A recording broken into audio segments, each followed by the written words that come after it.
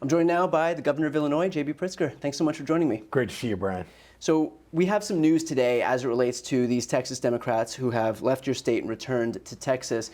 The goal of their move, as far as they've said now that their quorum break is going to be over, is to really highlight this issue for the rest of the country. And so we've seen in California how we're moving forward with this redistricting referendum that's going to happen on November 4th. Obviously, you've been very present and forward-leaning in this fight. And so what's next as far as Illinois is concerned?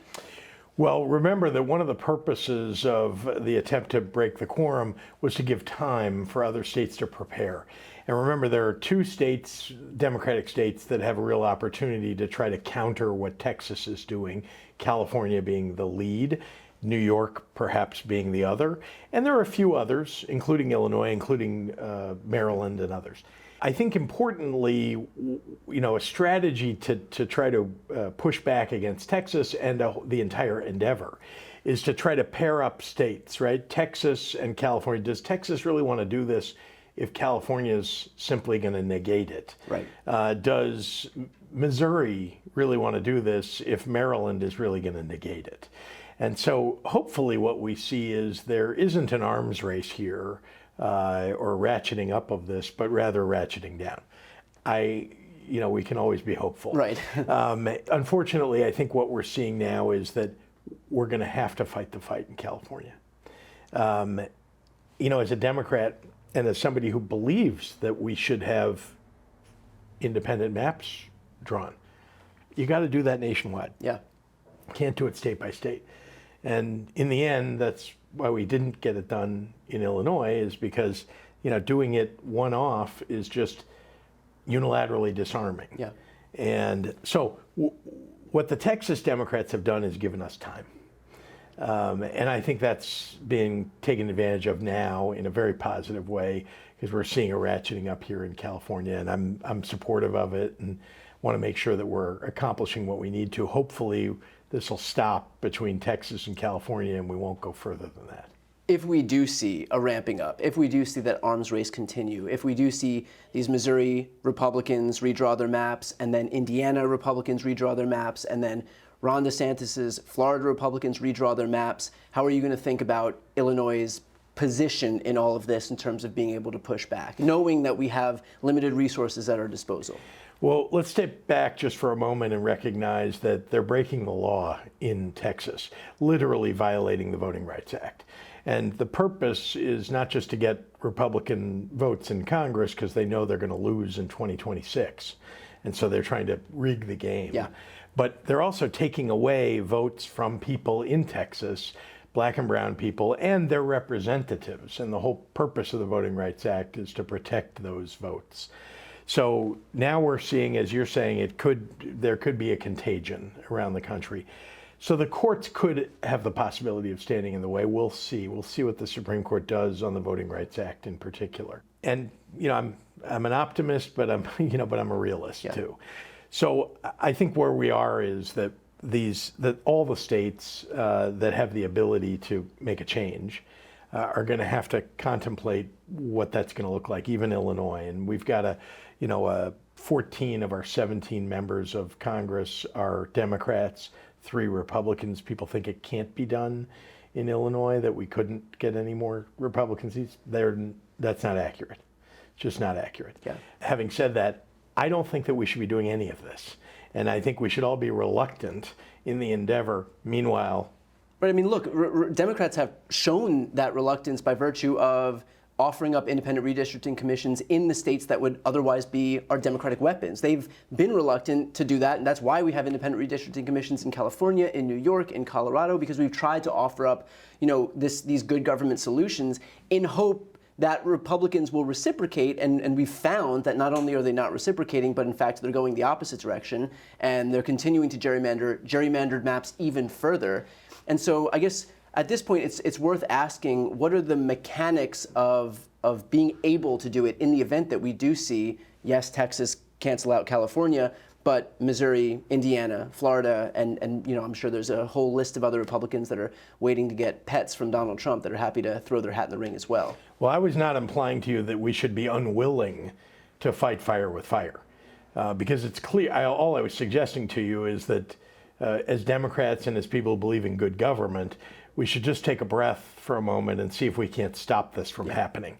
Meanwhile, if it's happening, I'm a lead fighter here, and I'm going to do whatever I'm, able to do in order to push back, whether that's supporting California, getting it done in Illinois, or elsewhere. Look, we don't have a lot of choices here. We're going to have to, be in this fight. And the mechanics of getting it done are, of course, in Illinois, we actually have fewer obstacles, arguably, than California or New York, Certainly right? New York, we don't have an independent commission. And we don't have to overcome the problem of an independent commission. We don't, so that can be done.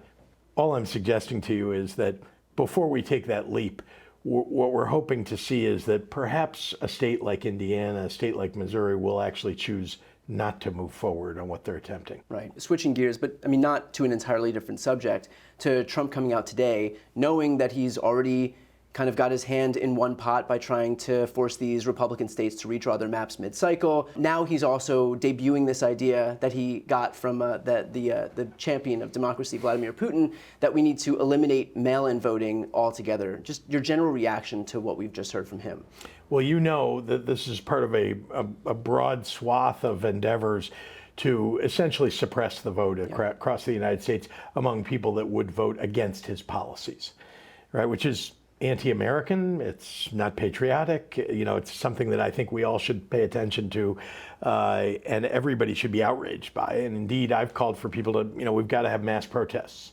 The saving of democracy is not a small endeavor, and we only have a few chances to make sure that happens. One is speaking up in a very loud voice today to make sure that people understand there will be real consequences if the Republicans carry out these policies.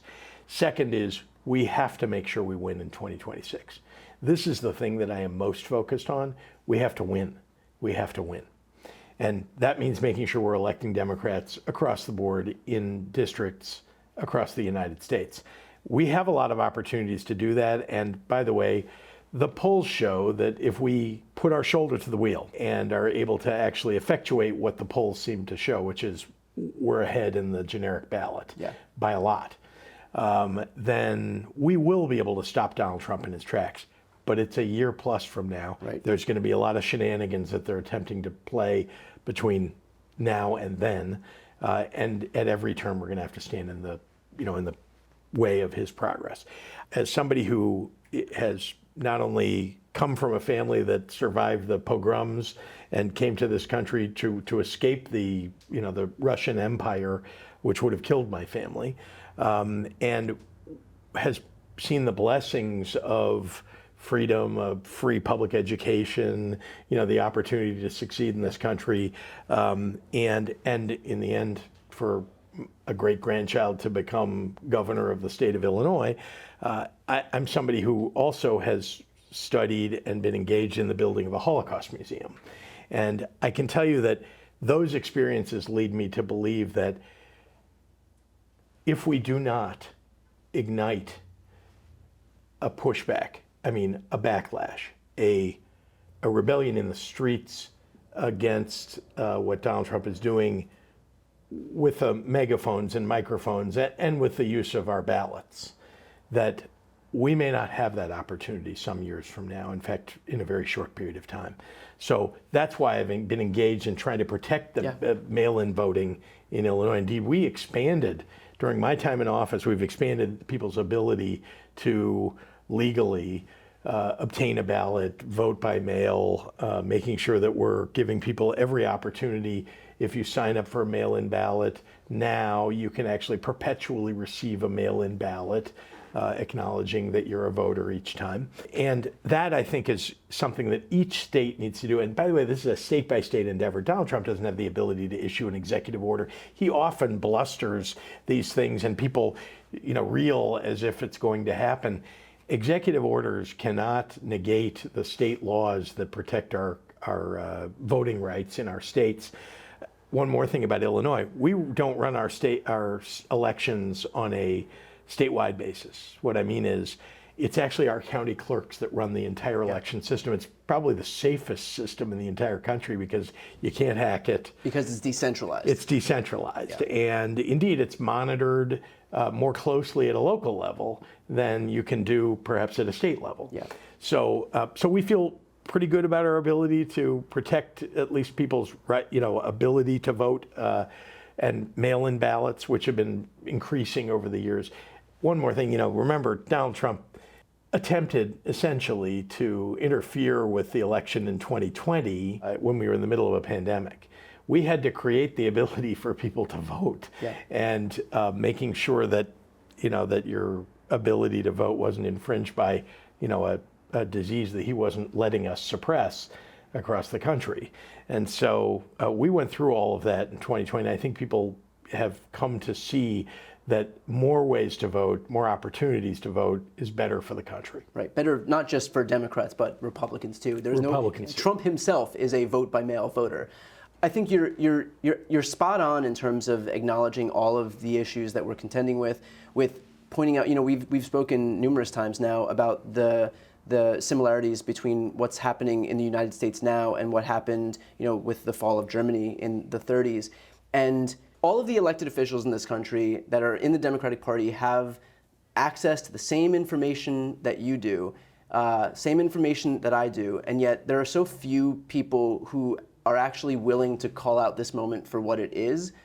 Why do you think that is? Why are they refusing to recognize the urgency of this moment and the precarious state of our democracy? And what would your message be then in light of the fact that things are descending so quickly? It's taken Democrats too long, elected Democrats, too long to recognize the challenge of the moment. I think there are a lot of people who, when Donald Trump got elected, thought, well, we survived his first term. If we just keep our heads down, maybe try to work together with some of our Republican colleagues, that's what they were thinking in Washington anyway. I never thought that. Several things I'd point out. One is, from day one of Donald Trump coming down that escalator, I have been pushing back and fighting back against Donald Trump. And when I got elected in 2018, like a lot of other Democrats that were elected in 2018, it was in part because people were just fed up already with, 2 years of Donald Trump was enough for people to say, we've got to stop this. And again, every speech that I gave when I ran in 2018 began with, everything we care about is under siege by a racist, misogynist, homophobic, xenophobic president in Washington, D.C. And I mention that because here we are, it's heading into 2026, and much of the reaction to Donald Trump has been, well, we survived, the 4 years last time, maybe we can get through it. And yet, we're 7 months, going on 8 months of his being in office, and it sure doesn't look like the tenets of our country, the values of our country are going to survive if we don't all speak up and speak out. So I've been disappointed, I'll admit, in how slowly Democrats have risen up. But at the same time, I've seen more and more Democrats speaking out. It's taken people too long. Sometimes they've, tried to hide their heads, keep it low, and then they realize things in their states, things across the country are being eaten away at, right? Their rights, in particular, their freedoms are being taken away. And this idea that, you can put up with it continually, I think has finally gotten some to speak out in a way that they haven't before. Last thing I point out is that the public has never had to do anything like what we're describing, at least not in most people's lifetimes. It hasn't been since the 1960s that people have seen that things around them are crumbling and that they've got to do something. And so most people are just trying to get to work every day, take care of their families, pay their mortgage or their rent, and survive. And that was before Donald Trump. Now you've got on top of that, every day Donald Trump is attacking really what most working people are all about. Prices are going up, your rights are being taken away. They're attacking the most vulnerable people. Sometimes it's your own grandmother because she's had her Medicaid taken away and can't stay in a nursing home, or your neighbor who's a veteran, or in my case, my father, my grandfather, my brother-in-law, all, veterans, the rights of people are being taken away in a way that I don't think people have seen in their lifetime. So now, finally, I think people are beginning to catch on that if they don't speak up and show up and vote, it may all be taken away from them. And you must have an opinion, though, about, why is it, I didn't ask you because it's your show, but why do you think that there have been leaders that haven't spoken up? I just think, I think it's not in our nature to do that. I think it's not in our nature. Our, meaning like Democrats' nature to go really aggressive, to think about how we can be creative about, look, when Republicans wanted to squeeze seats out of Alabama and Louisiana last cycle, they knew to put forward illegal maps that were in violation of Section 2 of the Voting Rights Act, knowing that if they did it late enough, the Purcell Doctrine would kick in, and you can't make changes that close to an election, and so the court won't be able to do anything, and that's exactly what happened. The court said these are unconstitutional maps, but it's too close to an election, and it's just not in our nature to figure out how to break the rules, but we have to figure out how to do what, meet them on their level. And I think it's just an asymmetry that we've been contending with. I don't know why Democrats do it, maybe in hopes of getting some reciprocation that just never arrives, this elusive reciprocation. If we just do good government things, they'll meet us halfway, and they just never do. But we, this is Charlie Brown over and over and over and over as the football keeps getting taken away. But I'm trying to create an incentive structure for them to do it, Yes. amplifying the fighters and not amplifying the people who aren't, And I do think that you're going to be judged in the end, in my view, about whether in this moment you stood up. I mean, I really think that's your public service, whatever it may be, right? You're going to be a congressman for the rest of your life or whatever it is. But you're going to be judged because we all get judged by these moments, Yeah. right? What did you do? What did you do when the Nazis came to your town? But I don't know if everybody's afraid of being called alarmist and being called it's happening. It's really actually happening. And I do my series with Mark Elias, and so I see the real intricacies of what they're doing in the courts and the way that they're undermining all of these guardrails to really keeping democracy afloat. And I don't know, maybe Democrats don't want to be seen as being alarmist, hair on fire, Rachel Maddow, blah blah blah. But you're right. I mean, this is the moment where people are going to look back and say what did you do when? And it's going to. Well, that's why I think that's the thing that I want to say in the whisper in the ear of every Democrat who's elected. Yeah. Which is literally, this is it. Do you want to be remembered for anything? Yeah. Do you want to be remembered for capitulating? We say in the Holocaust Museum that we built in Illinois, we say, particularly to kids who go through the children's exhibit, we say, are you going to be a collaborator? Are you going to be a rescuer? Are you going to be a bystander? You're going to be an upstander. Yeah. And you got to choose in your life. It's easy to think, oh, I'm going to be the upstander. Yeah. Right. Yeah. And then when the moment comes, you're tested. Yeah. I do think that we're here. And I think if we said that to everybody and asked, which one of those do you want to be? That I think they would all say, I want to be the upstander. And that at this point in their lives, this is the moment when you're going to get defined. Yeah. So I have a friend who in Illinois who a state representative when they were voting on gay marriage in the state legislature before I was governor. I talked to him. He was a Democrat, got elected in a Republican district. Yeah. So he's a moderate Democrat, let's say. And he said, I don't think I can vote for it because I'll get voted out of office. And I said, here's the thing. Did you go into being a state representative because you wanted to have a title for a while? Or did you go in to actually do something important? Yeah. And this will be the important thing that you did. And by the way, we'll all support the hell out of you when you run for re-election. But meanwhile, this is what's going to define who you are. And if you lose, you lost because you did the right thing. That's what you'll be remembered for. And I have to say, he gave this amazing speech on the floor of the House when he voted for gay marriage. Yeah. And it was where he conjured up the images of, great Illinoisans and Martin Luther King too. And, talked about, that indeed he felt like this was the right thing to do. And he knew that people in his district wouldn't, wouldn't like it, but that they needed to understand that we're the party of civil rights, that we need to stand up for these folks. And he won re-election. Yeah. And I do think this is what defines you as a public servant. So anyway, you're helping people, I think, find their inner strength. Well, thanks. I appreciate that. Thanks for doing it. And thanks for fighting. Good to see you. You too.